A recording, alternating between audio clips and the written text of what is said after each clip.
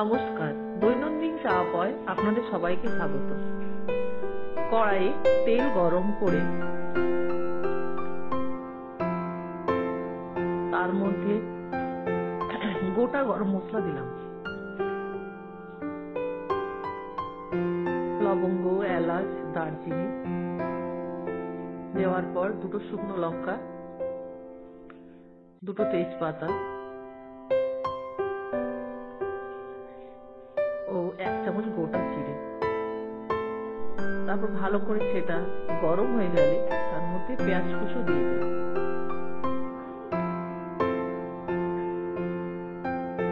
পেঁয়াজ কুচো দিয়ে তারপর সেটাকে ভালো করে ভেজে নিতে হবে।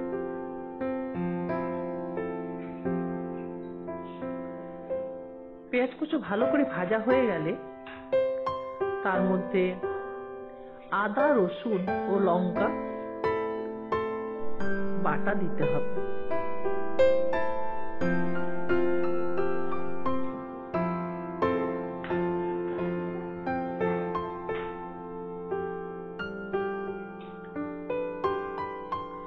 আদা, রসুন, লঙ্কা একসঙ্গে বেটে নিয়েছিলাম, সেটা দেওয়ার পর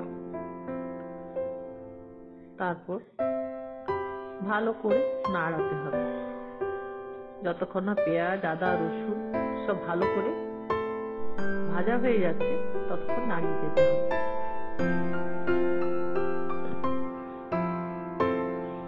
ভালো করে কষিয়ে নেওয়ার পর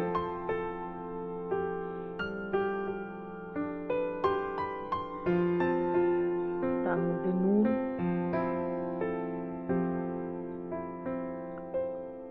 স্বাদ মতো নুন, হলুদ পরিমাণ মতো,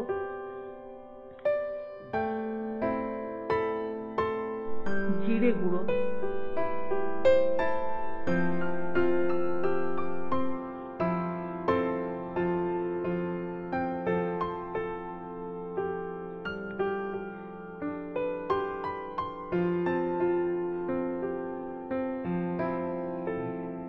দিয়ে ভালো করে কষাতে হবে।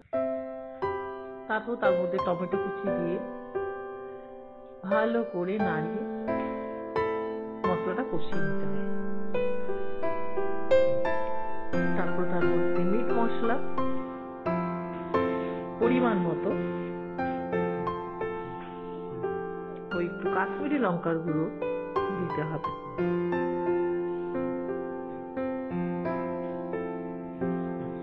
তারপর ভালো করে খুন্তি দিয়ে সেটাকে ভালো করে নাড়িয়ে নিতে হবে যাতে মশলাগুলো ভালো করে মিশে যায়। তারপর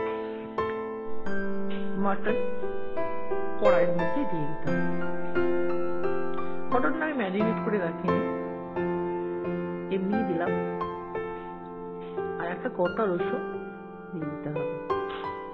গোটা রসুন দিয়ে ভালো করে কষাতে হবে। মাংস রান্না সব থেকে মূল বিষয় হচ্ছে এই মাংস ও মশলার মধ্যে মিশ্রণ। ভালো করে কষানো না হলে মাংসের টেস্ট আসবে না, তাই কম আছে মাংসটাকে ভালো করে কষিয়ে দিলাম। তারপর উপর থেকে দেখুন তেলটা বেরিয়ে এসছে, তার মানে মাংসটা কষানো হয়ে গেছে। তারপর সেটাকে আমি কুকারের মধ্যে দিলাম। কুকারের মধ্যে দেওয়ার পর তার মধ্যে মশলা বাটা যে ধোয়া জলটা ছিল সেটা দিয়ে দিলাম। তারপর কুকারটা আটকে দিলাম। দেখুন কিছুটা সিটি হওয়ার পর আমি নামিয়ে নিয়েছি। মাংসটা দারুণ সেদ্ধ হয়েছে। এটা দেখতে যেমন সুন্দর হয়েছে, খেতেও ততটা সুস্বাদু হয়েছে। এভাবেই তৈরি হয়ে গেল মটন কারি। আপনারা বাড়িতে বানাবেন, দেখবেন কত খেতে ভালো লাগবে। আপনাদের সবাইকে ধন্যবাদ।